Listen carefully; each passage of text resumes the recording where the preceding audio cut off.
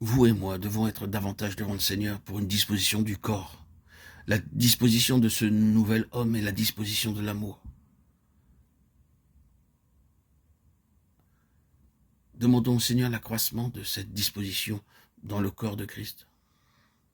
Tout ce qui est autre que cela est encore le vieil homme.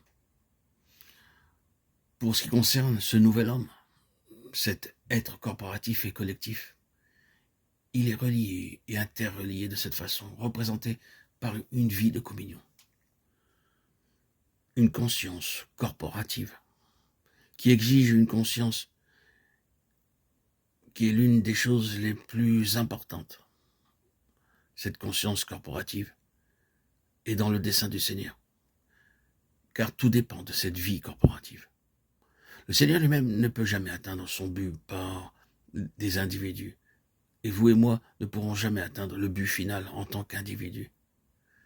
Bien qu'il soit vrai qu'Adam, le vieil homme, est une unité corporative, la conscience du vieil homme n'est pas une conscience corporative.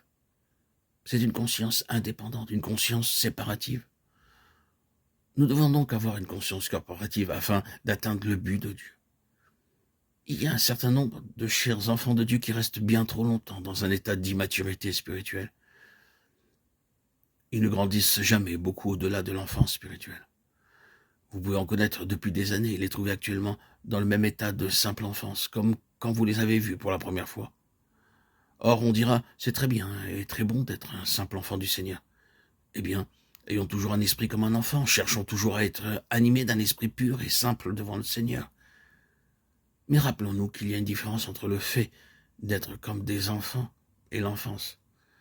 Il y a toute une différence entre garder cette simplicité, cette pureté, cette franchise, cette disposition à apprendre de l'enfant, et une compréhension retardée, une capacité lente à saisir les choses spirituelles et à assimiler la nourriture destinée à ceux qui sont d'un âge plus avancé.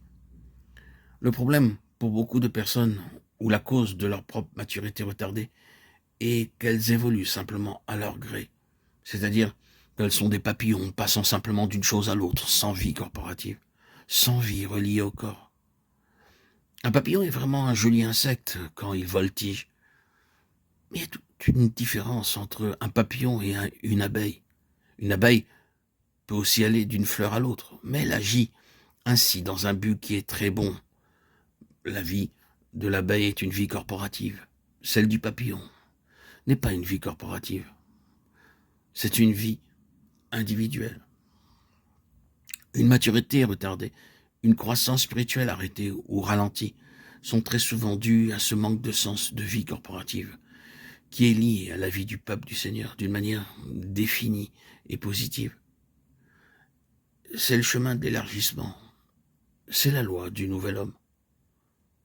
Nous arrêtons notre croissance spirituelle quand nous mettons de côté la nécessité d'une vie liée au peuple de Dieu d'une manière tout à fait définie.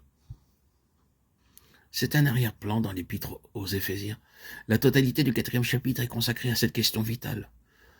Le nouvel homme y est présenté comme étant l'Église, le corps de Christ. Et ce nouvel homme doit grandir et parvenir à la mesure de la stature de la plénitude de Christ.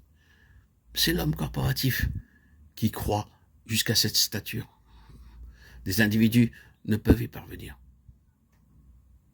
C'est seulement dans une vie de relation que nous entrons dans les plénitudes de Christ.